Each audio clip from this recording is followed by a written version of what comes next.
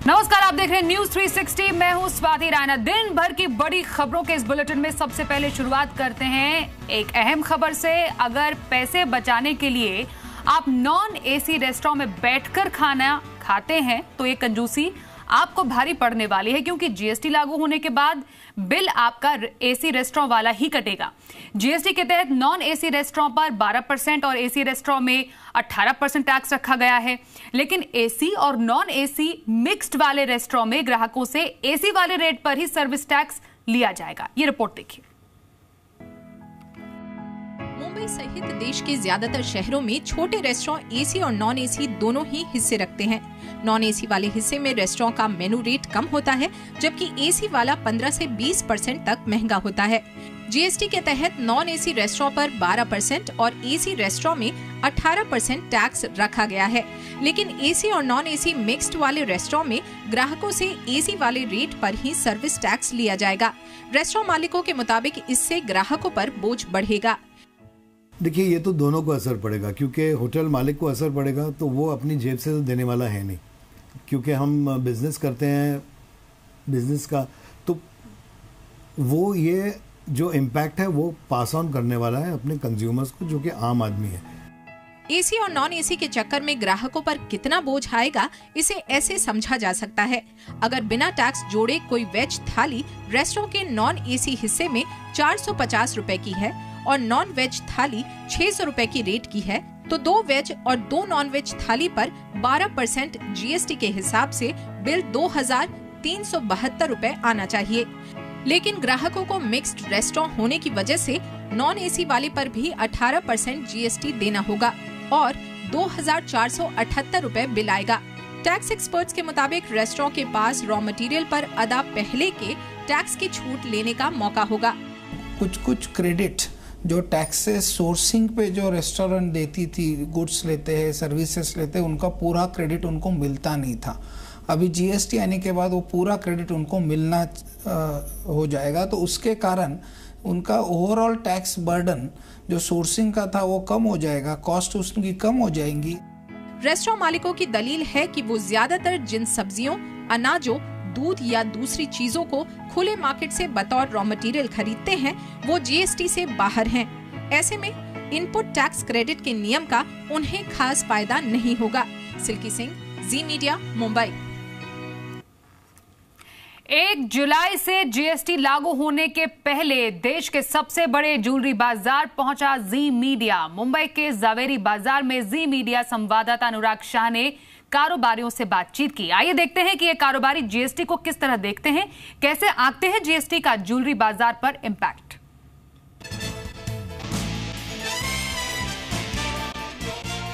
हमारी GST series में हम जायजा ले रहे हैं कि जीएसटी का अलग अलग कारोबार पर क्या असर पड़ेगा और जीएसटी को लेकर कारोबारियों की क्या तैयारियां हैं। तो इसी कड़ी में हम आज जायजा ले रहे हैं ज्वेलरी कारोबार का, सोने चांदी के कारोबार का, और हम आ गए हैं मुंबई के जावेरी बाजार में। यहाँ पर दुकानदारों से जानेंगे कि सोने चांदी के कारोबार पर, ज्वेलरी के कारोबार पर जीएसटी के आने का क्या इम्पैक्ट पड़ेगा और उनसे समझेंगे कि वो कितना तैयार है जीएसटी को अपनाने के लिए। तो आइए चलते हैं। तो अब हम आ गए हैं एक ज्वेलरी शॉप के अंदर और यहाँ पर ही समझते हैं। सर, जीएसटी आने वाला है, बहुत बड़ा रिफॉर्म है देश के लिए, तो आपकी जो ज्वेलरी कारोबार है वो जीएसटी को किस तरह से देख रहा है? खुश है, नाखुश है, कैसी तैयारी है? एक्चुअली जीएसटी के लिए हम खुश तो है, पर एक्चुअली इन्फॉर्मेशन जो है वो काफ़ी अभी तक क्लियर नहीं हुई है। थोड़े लोग बहुत कंफ्यूज है उसमें, पर लॉन्ग टर्म में जीएसटी बहुत अच्छा है, कारण कि पूरे देश में एक टैक्स हो जाएगा तो बहुत बढ़िया हो जाएगा, बिजनेस वालों के लिए काफ़ी अच्छा हो जाएगा और लॉन्ग टर्म में ये बहुत अच्छा है, ये मैं एग्री करता हूँ। और हमारे जो गोल्ड ज्वेलरी में 3% है और लेबर पे जो 5% रखा है उसमें थोड़ा कंफ्यूजन है, तो मेरे ख्याल से हमारा ऐसा व्यू है कि वो लेबर पे भी 3% और 3% हो जाए तो बेटर रहेगा। कि ज्वेलरी कारोबार होता है तो कहा जाता है कि ज्वेलरी कारोबार काफ़ी अनऑर्गेनाइज्ड सेक्टर है, तो आपको नहीं लगता जीएसटी आने के बाद जो अनऑर्गेनाइज्ड लोग हैं, जो काफ़ी बड़ा जो तबका है, वो कहीं ना कहीं उन पे मार पड़ेगा और जो उसका शेयर पूरा ऑर्गेनाइज्ड लोगों के पास चला जाएगा? नहीं, वो स्किल्ड लेबर है, तो स्किल्ड लेबर तो कहीं नहीं जा पाएगा।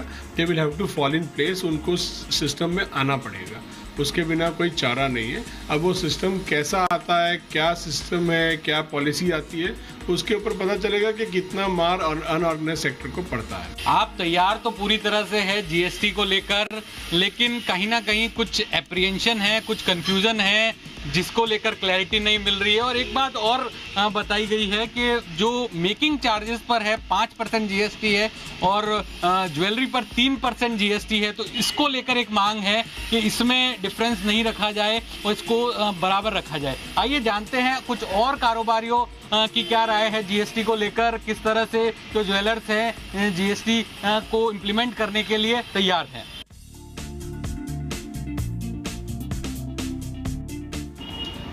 अभी हम आ गए हैं, एक चांदी के बर्तनों की दुकान है और सर आपसे यही समझना चाहूँगा, जीएसटी को लेकर चर्चा काफ़ी है, कितने तैयार है और आपको लगता है कि जीएसटी आने के बाद जो सरकार कह रही है कि पेपर वर्क काफ़ी इजी हो जाएगा, तो आप भी मानते हैं कि आपका ये जो कारोबार है उसमें पेपर वर्क काफ़ी सरल हो जाएगा?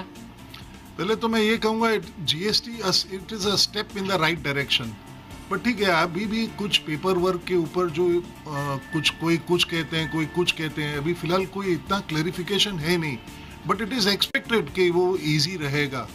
तो पेपर वर्क को लेके थोड़ा सा कंफ्यूजन जरूर है, और क्योंकि इसमें एक चीज़ ये भी है कि क्लैरिटी अभी तक नहीं है सरकार की तरफ से किस तरह से आगे बढ़ा जाएगा, तो उसी का ही इंतजार कर रहे हैं कारोबारी कि जैसे जैसे अब तो बस 2-5 दिन और बचे हैं और 2-5 दिन में और ज़्यादा क्लैरिटी आएगी।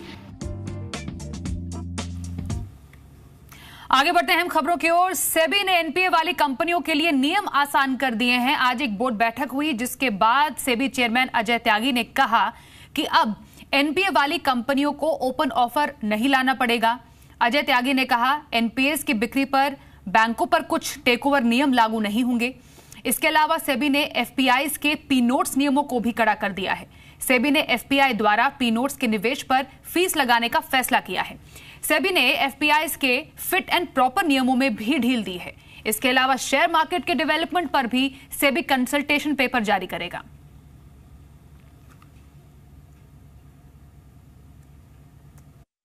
So on the first one, the idea is to tighten the P notes because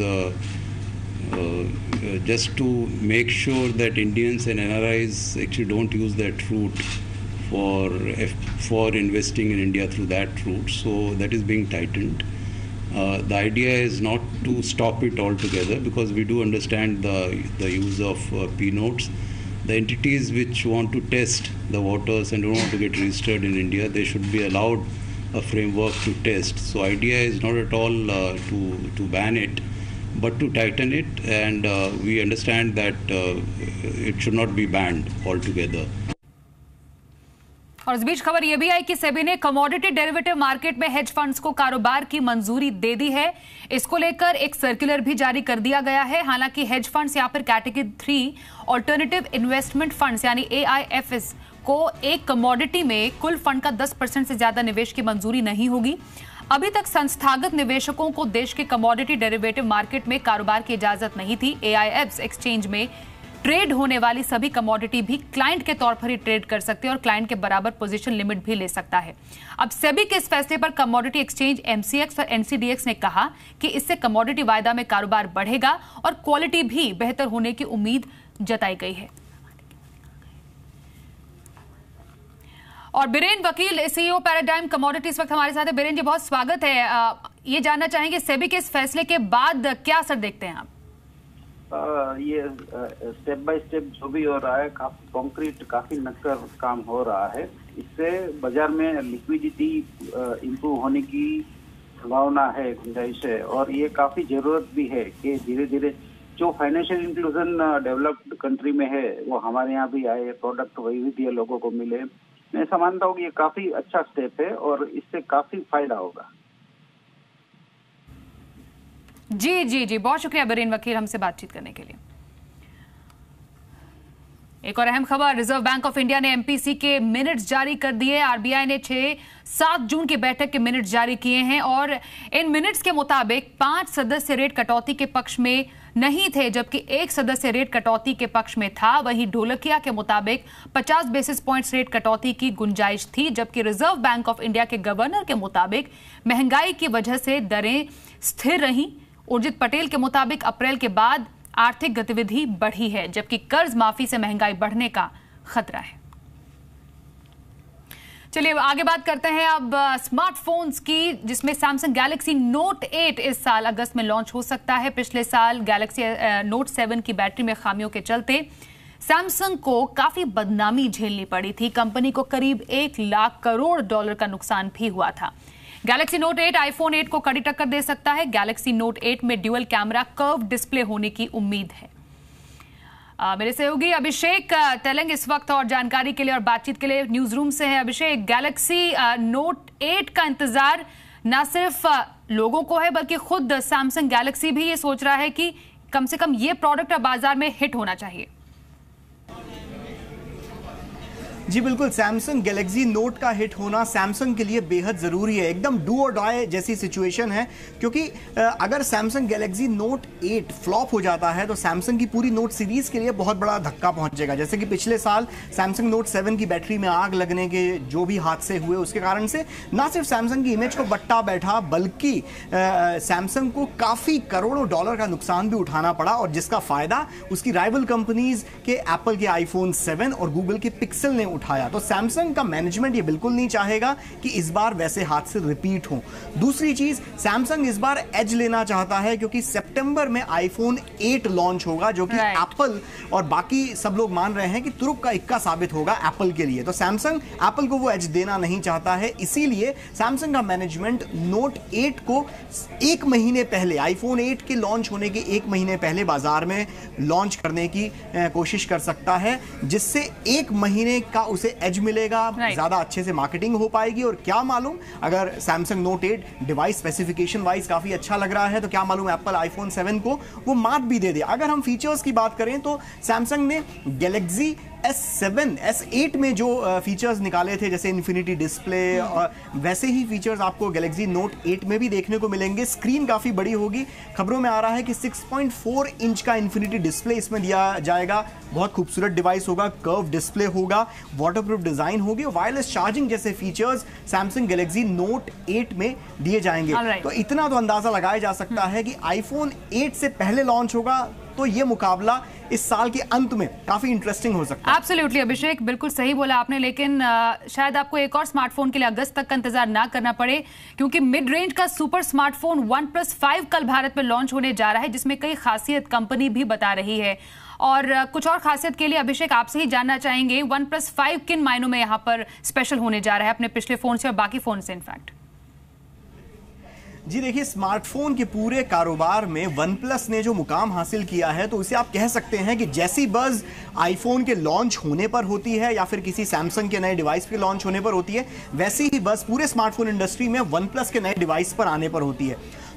China में ये डिवाइस आज लॉन्च हो गया है OnePlus 5, इंडिया में इसका लॉन्च कल होने वाला है, और इस डिवाइस को लेके काफी बज़ मची हुई है। और कारण साफ है कि कम कीमत में ज्यादा से ज्यादा अच्छे फीचर्स देने का दावा OnePlus के सारे फोन्स करते हैं। OnePlus 5 के फीचर्स की अगर हम बात करें तो डिजाइन वाइज काफी हद तक ये आईफोन 7 जैसा ही दिखने में है, और इसके अलावा जो परफॉर्मेंस है उसमें ताकतवर काफी फीचर्स डाले गए हैं, जैसे कि स्नैपड्रैगन 835 प्रोसेसर इसके अंदर दिया गया है 2.4 गीगाहर्ट्ज का, और वो भी 8 GB रैम के साथ। आप अंदाजा लगा सकते हैं कि 8 GB रैम मतलब कितना तेज तर्रार फोन होगा।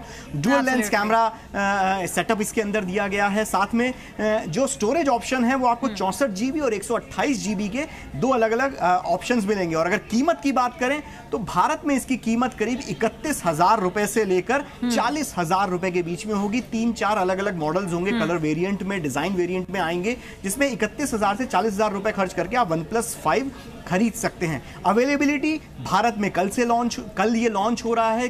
किस तारीख से बिकना शुरू होगा ये तो कल लॉन्च के बाद ही पता चलेगा, पर उम्मीद जताई जा रही है कि जुलाई से पहले भारतीय मार्केट को OnePlus 5 हिट कर देगा। तो ये फोन उन लोगों के लिए बेहद जरूरी है जो शायद सैमसंग या एप्पल आईफोन को खरीदना नहीं चाहते हैं या अफोर्ड नहीं करना चाहते हैं, उनके लिए बहुत बढ़िया ऑप्शन OnePlus 5 के रूप में एब्सोल्युटली। कल भारत में लॉन्च, क्या एग्जैक्ट प्राइस होगी अभिषेक, हम आपसे कल इसके बारे में जरूर बात करेंगे। फिलहाल आपका शुक्रिया। आगे कुछ और अहम खबरों का रुख कर लेते हैं। CDSL के इशू ने अब तक के सारे रिकॉर्ड तोड़ दिए हैं। CDSL का इशू सबसे ज्यादा सब्सक्राइब होने वाला इशू बन गया है। अब तक इशू 169 गुना से ज्यादा सब्सक्राइब हो चुका है। कंपनी ने इशू का प्राइस बैन 145 से 149 रुपए प्रति शेयर तय किया है। इशू के जरिए कंपनी के 1045 करोड़ रुपए जुटाने की योजना है, जिसमें फ्रेश इशू के जरिए कंपनी 524 करोड़ रुपए जुटाएगी। कंपनी के एक लॉट में 100 शेयर होंगे और फिलहाल कंपनी में BSE की लगभग 50% हिस्सेदारी है। IPO आने के बाद कंपनी में BSE की हिस्सेदारी घटकर 24% रह जाएगी।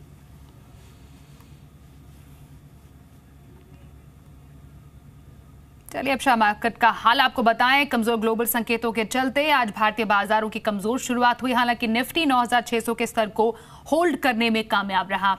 मिड कैप और स्मॉल कैप शेयरों पर दबाव था। कारोबार खत्म होने पर सेंसेक्स और निफ्टी गिरावट के साथ ही बंद हुए। FMCG, शुगर, एविएशन और इंफ्रा शेयरों में सबसे ज्यादा खरीदारी दिखी। वहीं मेटल और तेल गैस शेयरों में आज बिकवाली रही। मेरा पर्टिकुलर प्रेफरेंस है for large liquid companies that are located in metro areas. अगर आप वो देखें, those companies are doing very well right now, और मेरे हिसाब से ये भावों से भी काफ़ी बढ़ सकते हैं over the next 2-3 years. So I would suggest you remain invested in those real estate companies, large liquid companies जो सब जानते हैं, those companies I prefer. Consumption theme, I think next 1 or 2 quarters there will be some trouble because of GST. I think sales कौन सी quarter में recognise होंगे, शायद once July 1 comes, sales might dip.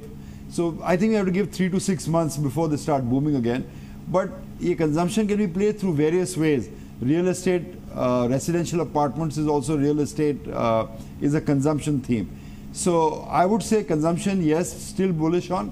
जो मुझे लगता है लेकिन 3 to 6 महीने थोड़ी volatility रहेगी for these stocks. वहीं कच्चे तेल की कीमतों में भारी गिरावट आ गई है। भाव 9 महीने में सबसे सस्ता हो गया है। ब्रेंट क्रूड का भाव $46 प्रति बैरल और WTI क्रूड का भाव 44 डॉलर प्रति बैरल के नीचे लुढ़क गया है। पिछले 6 महीने में क्रूड का भाव 20% से ज्यादा लुढ़क चुका है।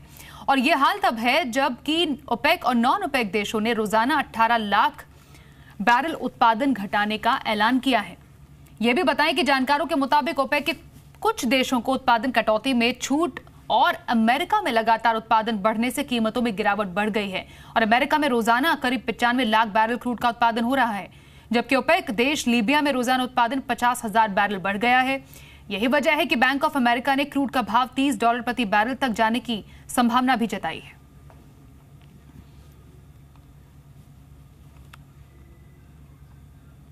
एक ब्रेक के लिए यहां पर रुकेंगे, कुछ और खबरों पर नजर डालेंगे थोड़ी देर में। देखते रहिए न्यूज़ 360।